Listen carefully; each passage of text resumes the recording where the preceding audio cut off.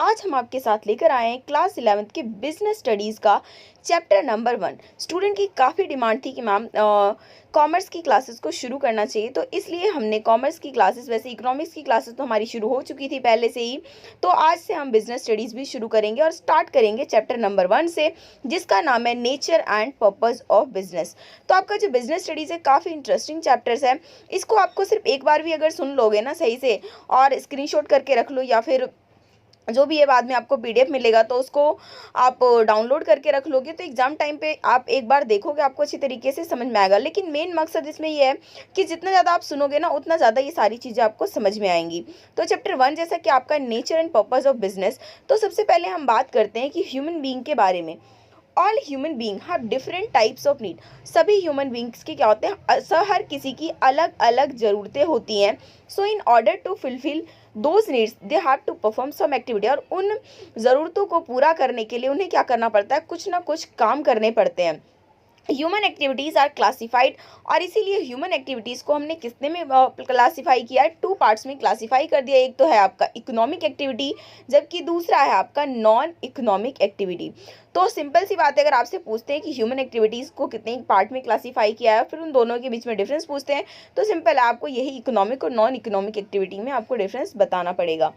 तो जानते हैं हमारी इकोनॉमिक और नॉन इकोनॉमिक एक्टिविटी के बारे में। तो economic activity are those activities whose objective is to earn money and to create wealth.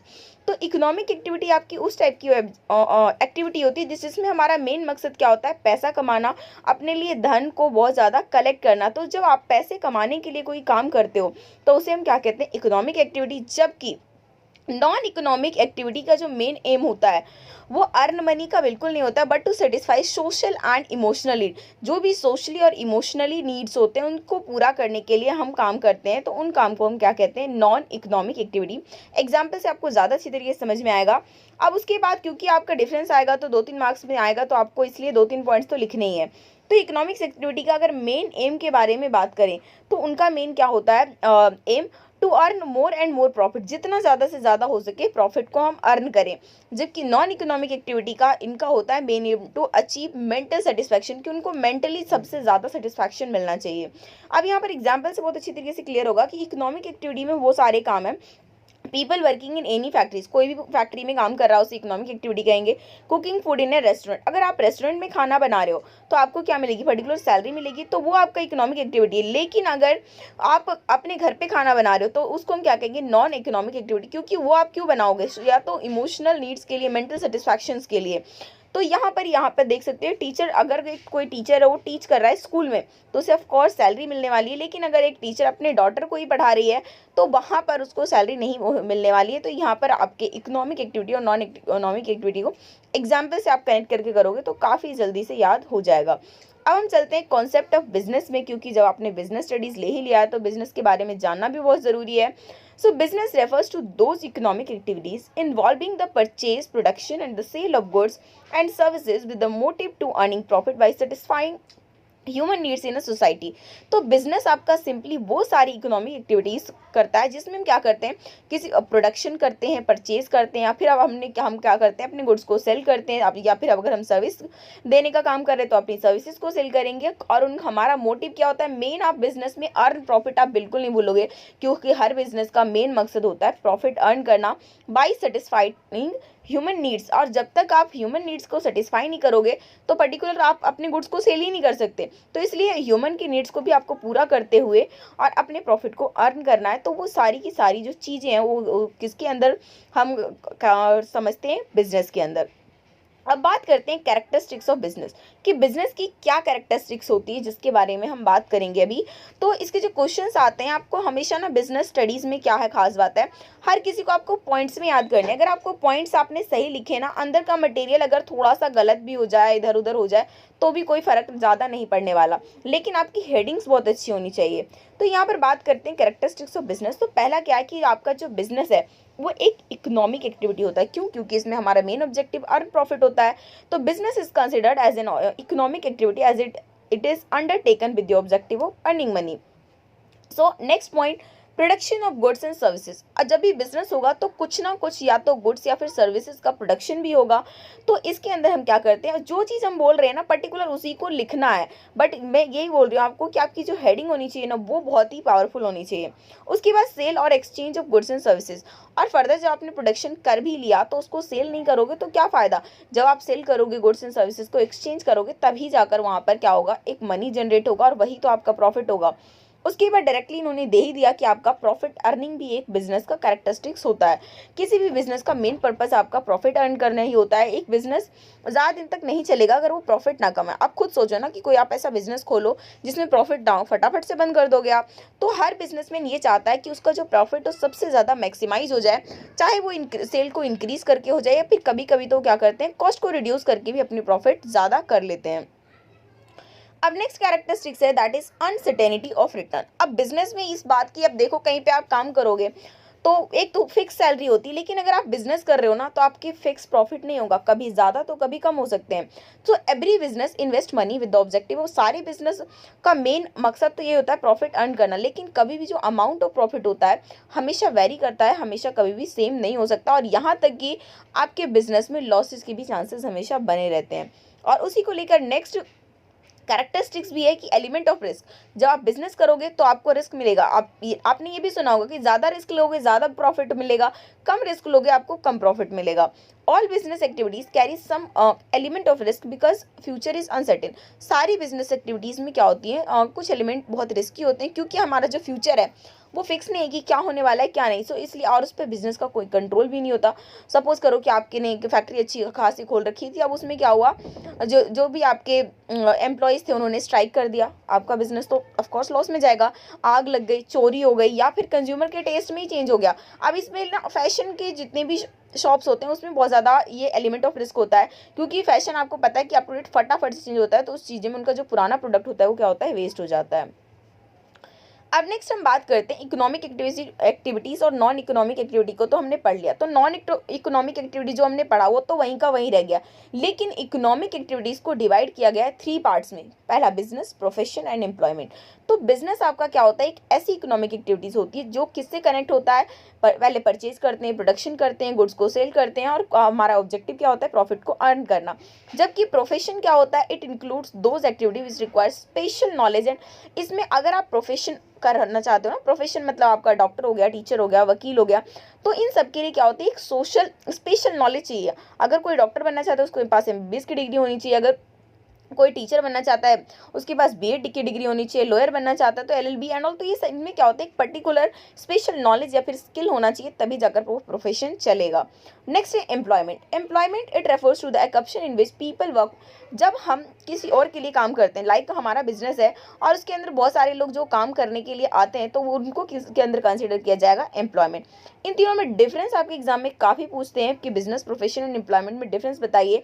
और अब आप क्योंकि हो गए हो बड़े तो थोड़े से ना आपको एक पॉइंट और बढ़ाना पड़ेगा, बेसिस ऑफ डिफरेंस। पहले आप बेसिस लिखो, किस बेस पे आप इनको डिफरेंस करना चाह रहे हो, उसके बाद फर्दर उनके बारे में पॉइंट्स लिखोगे। और इसमें मैं कह रही हूँ अगर आपको बेसिस याद रहा ना, इसके अंदर का मटेरियल आप आराम से लिख लोगे एक बार सुन के। तो बात करते हैं सबसे पहले मोड ऑफ एस्टैब्लिशमेंट, कि बिजनेस किस तरीके से शुरू होता है, प्रोफेशन कैसे शुरू होता है और एम्प्लॉयमेंट कैसे शुरू होता है। तो बिजनेस हमेशा स्टार्ट कैसे होता है, कुछ लीगल फॉर्मेलिटीज़ को पूरा करना होता है, तब जाके बिजनेस को स्टार्ट करते हैं। प्रोफेशन शुरू करने के लिए क्या होना चाहिए, एक प्रोफेशनल बॉडी के आप मेंबर्स होने चाहिए, या फिर आपके पास कुछ सर्टिफिकेट होना चाहिए उस प्रैक्टिस को करने के लिए, तब आप प्रोफेशन शुरू कर सकते हो। जबकि एम्प्लॉयमेंट आपका क्या होता है, स्टार्ट आफ्टर गेटिंग अपॉइंट, जैसे अपॉइंटमेंट लेटर आपको मिला आपका काम शुरू हो जाता है।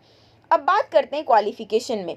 बिजनेस में कोई मिनिमम क्वालिफिकेशन की ज़रूरत नहीं होती, प्रोफेशनल में क्वालिफिकेशन और ट्रेनिंग बहुत ज़्यादा मायने रखते हैं। और अगर हम बात करें एम्प्लॉयमेंट में, तो क्वालिफिकेशन और ट्रेनिंग वो चाहिए जो आपसे एम्प्लॉयर चाहता है। नेक्स्ट हम बात करते हैं कैपिटल इन्वेस्टमेंट। अगर आप बिजनेस करते हो तो आपको कैपिटल की ज़रूरत बिल्कुल पड़ेगी, और वो भी अकॉर्डिंग टू जितना बड़ा आपका बिजनेस होगा उतना ही ज़्यादा आपको पैसा उसमें लगाना पड़ेगा। हम बात करते हैं प्रोफेशन में। प्रोफेशन में थोड़ा सा लिमिटेड कैपिटल लगता है, जितना भी पढ़ाई लिखाई में आपने खर्च किया वही सारा का सारा आपका कैपिटल माना जाएगा। और अगर हम बात करें एम्प्लॉयमेंट में, तो उसमें कोई भी कैपिटल की ज़रूरत नहीं होती है।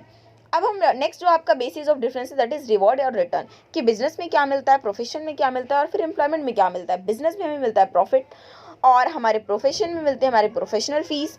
जैसे टीचर पढ़ाते हैं तो उनको सैलरी मिलती है, तो उनकी प्रोफेशनल की फ़ीस होती है। उसके अलावा जो एम्प्लॉयमेंट होते हैं उनको क्या मिलता है, या तो सैलरी मिलता है या फिर वेजेस मिलता है। उसके बाद हम बात करते हैं जो नेक्स्ट बेसिस ऑफ डिफरेंस है रिस्क के बारे में। बिजनेस में सबसे ज़्यादा रिस्क है, प्रोफेशन में उससे कम रिस्क है, और एम्प्लॉयमेंट में तो कोई रिस्क ही नहीं है।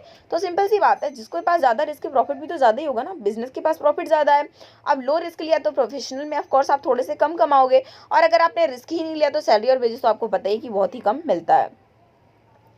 अब नेक्स्ट हम बात करते हैं कि ऑब्जेक्टिव्स ऑफ बिजनेस। वैसे तो हमने ऑब्जेक्टिव्स ऑफ बिजनेस, हमारा मेन क्या होता है, to earn profit. But profit कमाने के अलावा भी हमारे पास बहुत सारे ऑब्जेक्टिव्स होते हैं। ये नहीं कि बस प्रॉफिट प्रॉफिट कमाए जा रहे हैं तो अब मेन मकसद आप वो रखोगे ना तो ऐसा होगा भी नहीं। तो इसलिए जो आपके ऑब्जेक्टिव ऑफ बिजनेस का मतलब क्या होता है, एक ऐसा पर्पज जिसके लिए किसी बिजनेस को इस्टेब्लिश किया जा गया है और उसको कैरी ऑन कर रहे हैं। तो बिजनेसमैन के पास ना हमेशा मल्टीपल ऑब्जेक्टिव्स होते हैं। अब कोई बिजनेसमैन यूँ तो चाहेगा नहीं कि मेरा नाम खराब हो जाए भैया, लेकिन मैं तो बस प्रॉफिट कमाऊंगा। तो उस केस में क्या होगा ना, उनका नाम खराब होने की वजह से बिजनेस उनका धीरे धीरे डाउन ही चला जाएगा। तो हम उस ऑब्जेक्टिव्स को 2 पार्ट्स में डिवाइड किया है। एक तो है आपका इकोनॉमिक ऑब्जेक्टिव्स और दूसरा है आपका सोशल ऑब्जेक्टिव्स। तो सबसे पहले इकोनॉमिक ऑब्जेक्टिव्स के अंदर भी 3 से 4 पॉइंट है, उसको डिस्कस करेंगे। फिर उसके बाद सोशल ऑब्जेक्टिव्स में चलेंगे। तो इकोनॉमिक ऑब्जेक्टिव्स जो है, इकोनॉमिक का मतलब सिंपली, जब मैंने आपको इकोनॉमिक्स भी पढ़ाया था तभी मैंने कहा था इकोनॉमिक्स का मतलब सिंपल आप समझो ना, पैसे से रिलेटेड सारी चीज़ें। तो इकोनॉमिक ऑब्जेक्टिव्स में सबसे पहला तो आपका हो गया earning profit. Profit means excess of the income over the expenditure. जितना आपने एक्सपेंडिचर किया है और उसमें इनकम का जितना एक्सेस हो जाता है ना, जितना ज़्यादा आपकी इनकम है और एक्सपेंडिचर से ज़्यादा, तो वो आपकी क्या है, प्रॉफिट। और हर बिजनेस का पर्पस क्या होता है, प्रॉफिट अर्न करना, और एक बिजनेस बिना प्रॉफिट के चल भी नहीं सकता। नेक्स्ट हम बात करते हैं market standing. Business can survive for a longer time. अगर बिजनेस को बहुत लंबे टाइम तक चलाना है तो इसका मतलब है कि उसके पास ये एबिलिटी होना चाहिए कि वो बिग शेयर मार्केट में अपना बना ले। जैसे अभी नया प्रोडक्ट आया था डव ने इस तरीके से अपना एडवर्टाइजमेंट किया कि मार्केट में सब लोग उसके फैन हो गए। अब देखो वहाँ उनका बहुत बड़ा शेयर हो चुका है मार्केट में, तो अब वो बिजनेस को क्या लंबे समय तक चला सकते हैं। It is possible only when business provides goods and services to satisfy the needs and wants to. अब देखो ये पॉसिबल, अब ऐसा तो है नहीं कि आप बंदूक के दम पे कहोगे सोसाइटी जी ने ये हमारा ही प्रोडक्ट खरीदना है, बिल्कुल नहीं। आप ये आपका तभी पॉसिबल होगा जब आप जो भी आप बिजनेस कर रहे हो, तो आपकी जो भी गुड्स और सर्विसेज प्रोड्यूस कर रहे हो, तो आप इस तरीके से करो जिससे कि जो कस्टमर की ना जितनी भी ज़रूरतें हैं, जितनी उनकी चाहत है, आप उन सब चीज़ों को फुलफिल करोगे तो ऑफकोर्स वो आपकी प्रोडक्ट को ज़रूर खरीदेंगे। अब नेक्स्ट जो है आपका इनोवेशन। आज के टाइम पे इनोवेशन भी आपका बहुत ज़रूरी है। इनोवेशन का मतलब सिंपल से क्या होता है, हमें या तो कोई न्यू प्रोडक्ट बनाना है या फिर हमारे पुराने प्रोडक्ट में ही न्यू फीचर्स उसमें ऐड कर देना। तो आपने सोप वगैरह का ऐड देखा होगा कि भाई लक्स आ गया एक नई खुशबू के साथ, अब लाइफ बॉय कुछ ऐसा हो गया एंड ऑल। तो सारे प्रोडक्ट में क्या करते रहते हैं, इनोवेशन। अगर आप इनोवेशन नहीं करोगे ना, तो आपके जो पुराने कस्टमर है वो क्या चले जाएंगे, भाग जाएंगे, और वो दूसरे प्रोडक्ट की तरफ अट्रैक्ट होकर उस साइड जा सकते हैं। इसलिए इस टाइम पे कंपटीशन के टाइम पे एक बिजनेस को सक्सेसफुल तभी हो सकता है जब वो अपने क्या बनाए, न्यू डिज़ाइंस बनाए अपने प्रोडक्ट के, बेटर मशीन्स लगाए, इंप्रूव टेक्नोलॉजी करे, न्यू वेराइटीज़ बनाएगा, तभी जाकर उसमें इनोवेशन होगा और उसका बिजनेस ज़्यादा टाइम तक चल पाएगा। अब नेक्स्ट हम बात करते हैं optimum utilisation of resources. It refers to the best use of man, material, money and machinery. अब हर जो भी बिजनेसमैन होगा वो चाहता है कि मैंने जितनी भी सारी रिसोर्सेज लगा रखी है ना, वो सारे ऑप्टिमम यूटिलाइजेशन हो, मतलब अच्छी तरीके से यूटिलाइज हो। ऐसा नहीं कि लेबर तो लगे हुए हैं जी लेकिन कुछ काम नहीं कर रहे हैं, बस बैठे हुए हैं, पैसा मैंने लगा रखा है पर कुछ ऐसा करने को नहीं है। तो इसलिए जो मेन मकसद क्या होता है कि जितनी हमने रिसोर्सेज लगाए हैं उसका पूरी तरीके से यूटिलाइजेशन हो। और क्योंकि हमारे बिजनेस के जो रिसोर्सेज होते हैं वो कैसे होते हैं, स्कार्स होते हैं, तो इसलिए इसे यूटिलाइज करना चाहिए बेस्ट पॉसिबल मैनर में, सो दैट कि बिजनेस सबसे ज़्यादा बेनिफिट उसे मिल सके। अब नेक्स्ट हम चलते हैं सोशल ऑब्जेक्टिव्स की तरफ। तो सोशल ऑब्जेक्टिव्स मतलब सोसाइटी के लिए एक बिजनेस के प्रति क्या होना चाहिए जिससे ना उसकी मार्केट में क्या हो, ब्रांडिंग हो, उसके मार्केट में लोगों की नज़रों में उसकी एक अच्छी रेपुटेशन होनी चाहिए, सो दैट कि उसको और ज़्यादा फायदा हो। तो सोशल ऑब्जेक्टिव्स में सबसे पहले चलते हैं quality goods and services at fair price. सभी जितने भी फर्स्ट सोशल ऑब्जेक्टिव्स होता है ना किसी बिजनेस का, वो क्या चाहते हैं कि हम क्या करें, हम हमारा जो भी प्रोडक्ट है ना उसकी बेटर क्वालिटी प्रोवाइड करवाएं रिजनेबल प्राइस पे। बहुत ज़्यादा प्राइस करोगे तो ऑफकोर्स कस्टमर जो अब मार्केट में आपके पास हर तरीके के कस्टमर मिलेंगे, middle class, lower class, high class को, तो प्राइस से कोई मतलब नहीं है, लेकिन आपको हर किसी को लेकर चलना है ना, तो इसलिए आपको बेटर क्वालिटी प्रोवाइड करना पड़ेगा रिजनेबल प्राइस पे, और एक प्रॉपर क्वान्टिटी भी आपको प्रोवाइड करनी पड़ेगी। नेक्स्ट है avoidance of anti social and unfair trade practices.